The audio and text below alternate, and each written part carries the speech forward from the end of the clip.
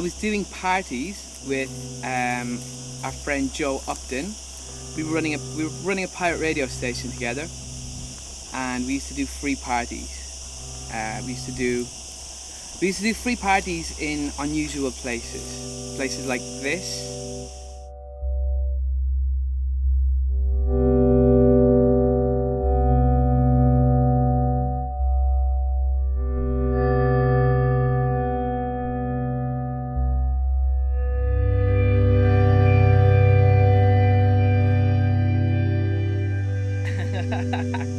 We are in the north of the island, as you can see, because everything's burned, in an abandoned hotel on a secret beach.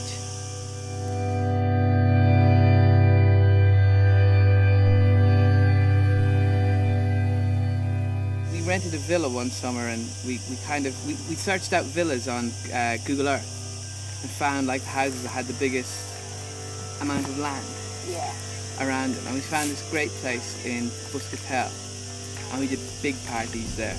We did it the night that the power station got struck by lightning, and we were doing it as a 24-hour party, so we started at 3 o'clock in the day, and sometime around like 1-2 o'clock the power station got hit by lightning, and everywhere in Ibiza went out. There was like no nightclubs. We were the only party on the island, and I remember we used to take it in turns doing jobs. So I was on like car park duty at the time, and we were guiding cars into this field that was beside us. And we were like guiding these cars by, and cars were just going off into the distance, and it was just, I don't know, we didn't realise how many cars were there until the sun came. We got busted for that one. I get Joe to go and speak to the police. I got him to do it, that was his job. We would do these parties and people would come out of the woodwork, you know? You'd have like people I've never met before, but who I became friends with kind of since. People would turn up in Winnebagos, like, you know, you had these like crusties and stuff. You'd have similar characters would come to all these events, and it used to be a mystery to us how they even found out about them, you know? When we used to do the cave parties, we would only tell people about it maybe 3 hours before it was actually happening. But then, like hundreds of people would come. It's a strange phenomenon.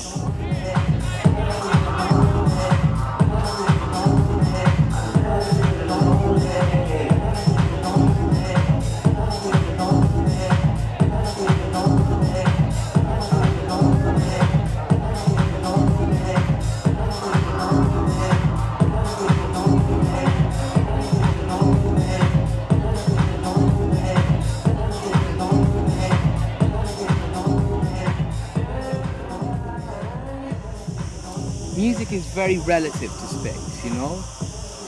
You play big room music like in a big room for a reason. Certain music makes like sense in different rooms. And like for me, what I play now, I think I enjoy playing the most on the terrace, you know? You have to be like a little bit more like aggressive and a little bit more lively in the discoteca. That discoteca is a very, very special room, but the terrace is like nothing else. The discoteca is great because it's so huge that you can play really spacey music and it just sort of flows and like resonates around the room.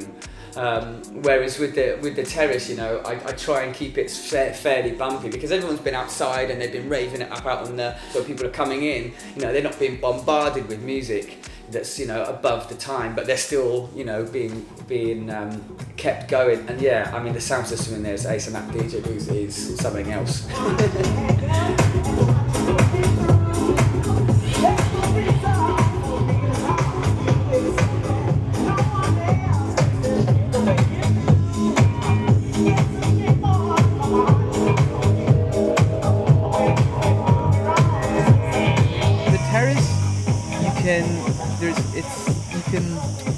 You can kind of play the long game, you know. You can go a lot deeper actually on the terrace, and you can be a little bit more linear, and you can build things up slower. And I really like that. That's really interesting. I mean, we've had so many artists through the Red Box that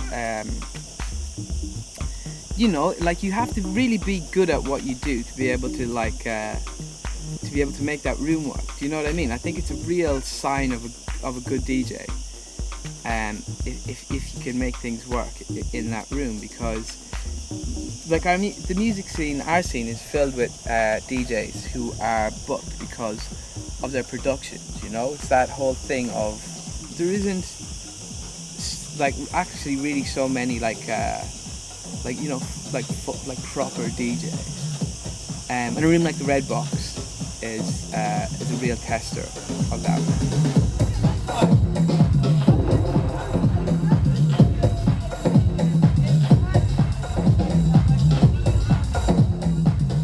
It's red and kind of boxy. I like the Red Box. I seem to remember the last time I was here was 4 years ago. I seem to remember it being just a touch grittier, maybe a bit grubbier. I don't know if that's going to transpire as the night goes on, you know. I think tonight's going to be pretty cool and really intimate, and the sound's nice in there. Really intimate. Really intimate. Yeah, really intimate. Yeah, so, which is perfect for me. I love intimacy. I love intimacy. I'm down with it.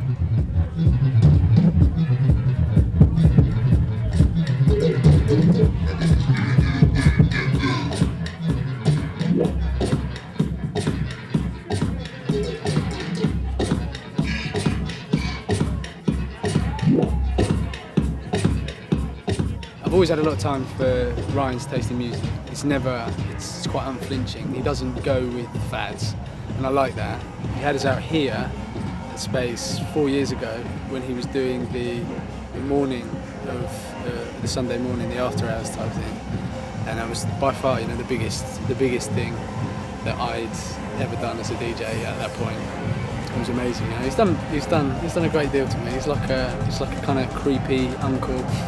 He was the first person to book me in Ibiza, got on really, really well, and he runs a really nice label called Vitalik. So yeah, I felt like I really wanted to give him something back for giving me the opportunity to come out here. And so yeah, finished the first tune that I finished in absolutely ages for him. So I kind of broke my creative block. And yeah, hopefully he really likes it. Hopefully other people like it. But it's kind of like not a gift to him. It's like a thank you, and a kind of like basically try and return some of the vibes that he's given to me and my lot, you know. So. And it's the last tune. Well, hopefully. All the things we did were like free, you know. It was like free parties, you know. It was like pirate radio and stuff. We were doing it for the experience and stuff. And I think when you do stuff purely for those reasons, then what the product tends to be quite interesting, you know. And a record label is kind of an excellent example of that, because there's no more music left, or no more money left in the music industry, you know. So I think when the music industry kind of went bust, basically, it turned what people were doing in the music industry. It was like a purification process, because the only people still doing that were people who wanted to do it because they really loved what they were doing, you know. I mean, I think the idea of giving people, if you're going to like giving people music as a form of promotion is a nice idea, you know. It's kind of, there's no other way that you can kind of portray or explain or convey what you do as a club night more than in a CD, a piece of music. For We Love, I wanted to do something really special for it, and that's why we made it completely from original material, from like unreleased tracks. We're trying to build like a little family, you know, of talented producers, people who make interesting music. But I think it's important that you have that kind of slightly like family element to it. Like a lot of them are people we've met through We Love. You want people to grow with your label, do you know what I mean? Or you want your label to grow with them, or you know, that's what I mean by investing in people. If you help people out and you spend time and like you develop them like as an artist, then like when they're successful, like that success is your success as well in a way. Must not put a rubber ring at any cost. This is going to live in my swimming pool. Fucking awesome.